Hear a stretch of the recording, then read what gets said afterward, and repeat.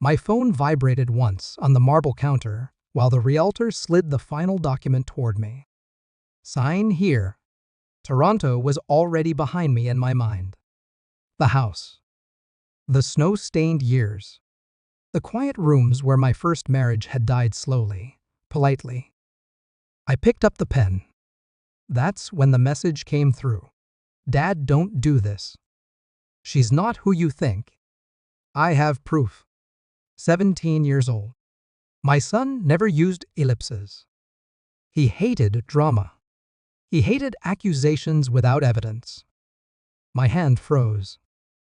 Across the room, my new wife Isabella smiled at the realtor. Calm. Perfect posture. Fingers resting lightly on her designer bag like she was born knowing where to place them. I looked at her and felt nothing. That was the first warning. No warmth. No instinct. Just a hollow click in my chest, like a lock turning. I signed anyway. The ink dried fast. Final. Outside, traffic whispered along Bay Street. Life continued. Always does. I texted back only one word. Where?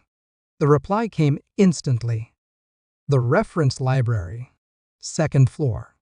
I couldn't risk sending this. I slipped my phone into my pocket.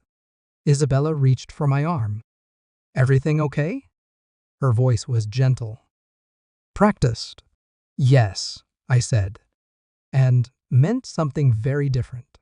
The Toronto Reference Library smelled like paper and silence. Old knowledge. Old secrets. My son sat hunched over a laptop, jaw tight, eyes older than they should have been. He didn't stand when he saw me. He just turned the screen. I didn't want to be right, he said. I tried not to be. I told him nothing. I didn't need to. Fathers know when their children cross a line they can never uncross. The first screenshot was an email thread. Isabella's name wasn't Isabella. The second was a transfer receipt. Offshore. Zurich. The third was a photo. My wife. In another man's arms. Taken last winter. The coat I bought her. The smile she told me was only for me. I felt the betrayal register clinically, like a diagnosis delivered without tone. She knows about the house, my son said quietly. About the sale.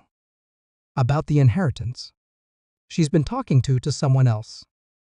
Planning. I nodded once. No shouting. No questions. No denial. Inside me, something aligned. Pieces clicking into a shape I could finally see. I kissed my son's forehead before leaving. He flinched, like he expected anger. Or grief. I gave him neither. I didn't confront her. That would have been sloppy. Instead, I watched. I watched her text multiply after I signed the sale papers. Her sudden interest in timelines. Her casual mentions of Europe and investments. I pulled phone records. Quietly. I followed money trails the way I once followed market patterns, emotionless, exact. She was still married. In Switzerland. The man in the photo wasn't an affair. He was a husband. And I was a bridge. At dinner, she talked about Thanksgiving. My son's wife called, she said lightly one night. She said, if you want to join, you should at least help. Wash the dishes. You know how these young women are. The phone rang later that evening. Her voice was sharp. Entitled, If you want to join Thanksgiving, come wash the dishes. I stared out at the city skyline, already sold, already gone. Enjoy, I replied. And hung up. That night, I booked a villa overlooking Lake Geneva. In my name only. I waited until the funds cleared.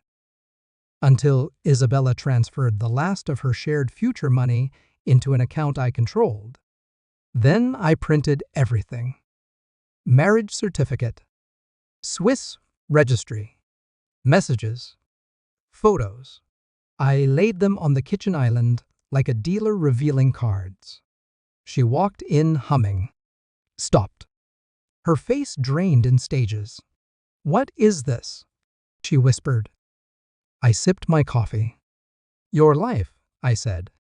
"All of it," she cried. Loudly, messily, she tried explanations, accents, love.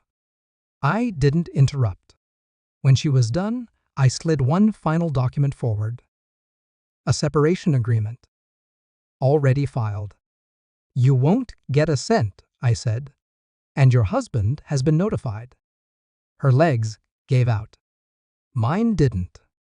I flew to Switzerland alone, posted one photo. The villa. Glass walls. Blue water. Snow-dusted peaks. No caption. My phone rang. Once. Then again. Then again. 71 times. My daughter-in-law. My wife's number. Unknown numbers. I turned the phone face down. Let them choke on the silence. Power isn't loud. It doesn't explain itself. It simply leaves others behind. I wake up here to stillness. No lies. No performance. No noise. My son will visit in the summer. He knows where I am. He knows why. I didn't lose a marriage. I shed an illusion. Some people think revenge is cruelty. They're wrong. Revenge is clarity. And I've never seen more clearly than I do now.